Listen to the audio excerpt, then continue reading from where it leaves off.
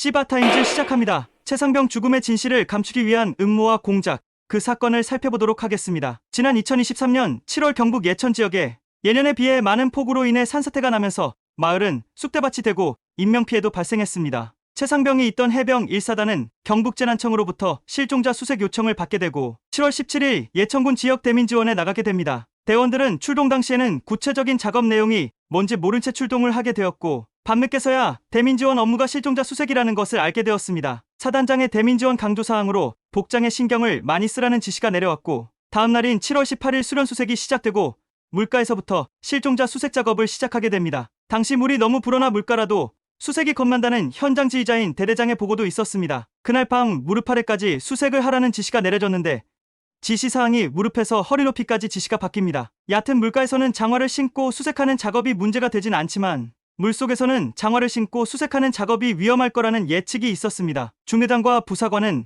이 내용을 이야기하고 전투화로 변경 요청한다고 했으나 사단회의 때 전혀 반영이 안 되었고 다음날도 장화 착용 지시는 그대로 유지되었습니다.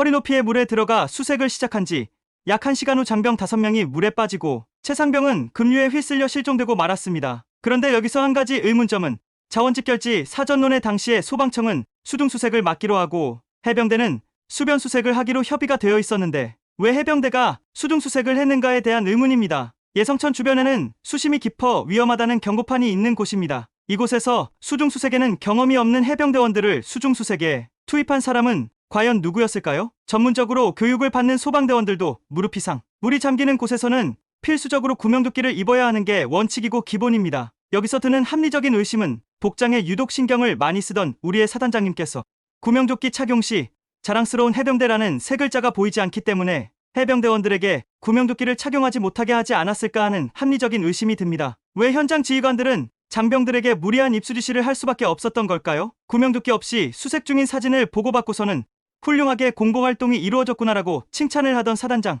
현장에서는 느릿느릿 작업한다며 질책하던 사단장, 바로 해병대 1사단장 임성근 사단장이 아니었을까요? 임성근 사단장은 지난 여름 흰남노의 태풍에 피해를 받았을 당시에 해병대 1사단 장병 1300여 명과 상륙돌격장갑차 2대를 파견해 수해복구에 큰 역할을 하고 실종자 수색에도 기여한 바가 있습니다. 이때 언론에 크게 주목을 받았고 윤석열 대통령에게도 칭찬을 받기도 했습니다. 예천 실종자 수색작전에도 장갑차를 투입을 했었지만 예천에서는 거센 물살 때문에 장갑차는 5분 만에 철수할 수밖에 없었습니다. 장갑차도 못 버티는 이런 물살에 안전장비는커녕 구명조끼 하나 없이 더욱이 전투화도 아닌 장화를 신게 하고 수색 작업을 지시한 사람이 바로 사단장이었던 것입니다. 임 사단장은 장병들에게 지시를 할 때마다 언론을 각별히 신경 쓰는 모습을 보여왔습니다. 자신의 공명심을 높이기 위해서 언론에 웃는 모습을 보이게 하지 말라든지 해병대 옷이 잘 나오게 입는 등 보여지는 것에만 강조했습니다. 더욱이 안타까운 점은 해병대에 구명조끼가 없어서 못 입은 게 아니라는 겁니다. 최상병이 속한 해병 1사단은 투입병력에 구명조끼 3,400벌이나 쌓아두고서 장병들에게 입히지 않은 것으로 확인이 됐습니다. 장병들이 수색 작업 중 빠져나오지 못한 원인으로는 구명조끼 미착용 외에 장화 착용에 대해서도 많은 지적이 나오고 있습니다. 그리고 현장 지휘관들이 수색작전 지역의 지형적 특징을 알고 있었는지에 대한 지적도 있습니다. 경북 봉황에서 예천까지 길게 이어지는 내성천은 강변을 따라 모래사장이 넓게 펼쳐져 있습니다. 하천 바닥이 모래로 이루어져 있는 내성천은 물 아래에 바닥은 일정치가 않아 최대 2m 넘게 차이가 날 정도로 일정치가 않다고 합니다. 그때 당시 유속은 어땠을까요? 사고 당일 많이 불어난 물로 인해 영두댐에서는 초당 75톤의 물이 방류되고 있어 유속은 2m에서 2.5m로 확인이 됐습니다. 생존 장병은 물에 떠있기 조차 힘든 상황이었고 급류로 인해 하천의 중앙방향으로 휩쓸려 나가는 상황으로 이대로 죽겠구나라는 생각이 들었다고 합니다. 이런 어려운 상황에서도 왜 현장 지휘관들은 무리한 수색을 지시를 했을까? 추후 사고 조사 결과 사단장의 지적과 압박 때문에 포병대대장이 이런 무리한 지시를 하지 않았나 하는 중대장들의 공통된 진술이 나오기도 했습니다. 사고 발생 9일 후 임성근 사단장은 사고에 대한 책임을 지겠다고 입장을 밝히기도 했습니다. 하지만 말뿐이었고 책임을 지지는 않았죠. 2021년 공군 성추행 피해자 사건을 계기로 군인 피해자 인권을 보호하고 공정한 수사를 한다는 취지하에 군사법원법이 개정이 됩니다. 군경찰은 초동조사만 하고 군내 성폭력 범죄가 의심되는 사망사건, 입대 전 범죄에 대해서는 민간경찰로 조사 기록을 지체 없이 이첩해야 합니다. 최상병 사망사건도 해병대에서 초동수사 후 관할 경찰로 이첩을 해야 했습니다. 그런데 이첩 과정에 문제가 생겨 수사가 지연되는 상황이 벌어지게 됩니다. 여기서부터 일이 점점 커지기 시작합니다. 8월 11일 고 최상병 사망 사건을 수사하던 해병대 수사단장인 박정훈 대령은 조사 과정에서 외압과 부당한 지시를 받았다고 폭로하게 됩니다. 박정훈 대령은 최상병의 죽음에 억울함이 남지 않도록 철저히 조사하였고 위 수사 내용을 사령관,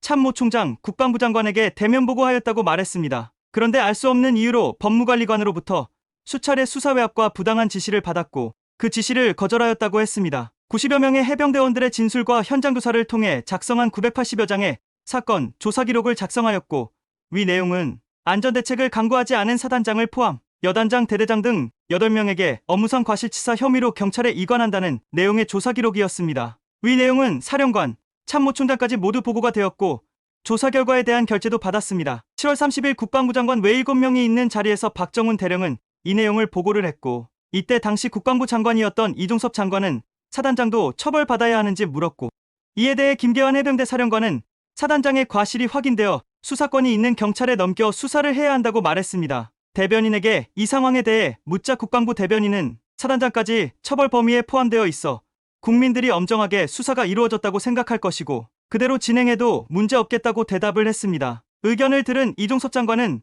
보고서에 결재를 해줍니다. 이후 수고했다라고 하며 박정훈 대령에게 악수를 청하기도 했다고 합니다. 하지만 그 다음 날인 7월 31일 국방부 언론 브리핑을 2시간 앞두고 돌연 취소하게 됩니다. 국회 보고도 함께 취소됩니다. 그날 오후 박 대령에게 전화한 유재은 국방부 법무관리관은 국방부 장관의 이첩보류 지시와 함께 피의자, 죄명, 범죄 사실을 빼라는 외압을 행사하였다고 합니다. 이후 김계환 해병대 사령관은 박정훈 대령을 호출합니다. 김계환 사령관은 혐의자와 혐의 내용을 빼고 수사라는 용어도 사용하지 말고 조사로 정리하라고 하는데 어떻게 할 거냐며 박정훈 대령에게 물었으나 박 대령은 유가족에게 이미 수사 결과를 설명하였고 그렇게 하면 안 된다고 했다고 합니다. 축소 수사, 왜곡 수사로 대단히 큰 문제가 될 것이며 손바닥으로 하늘을 가리는 격이라고 했다고 합니다. 이후로도 이첩 중지 지시를 받았지만 박 대령은 수사 기록을 8월 2일 오전에 사건 기록을 경찰청으로 이첩합니다. 하지만 이날 오후 국방부 검찰단에서 경찰청으로 회수 요청을 하였고 이날 저녁 국방부 검찰단에서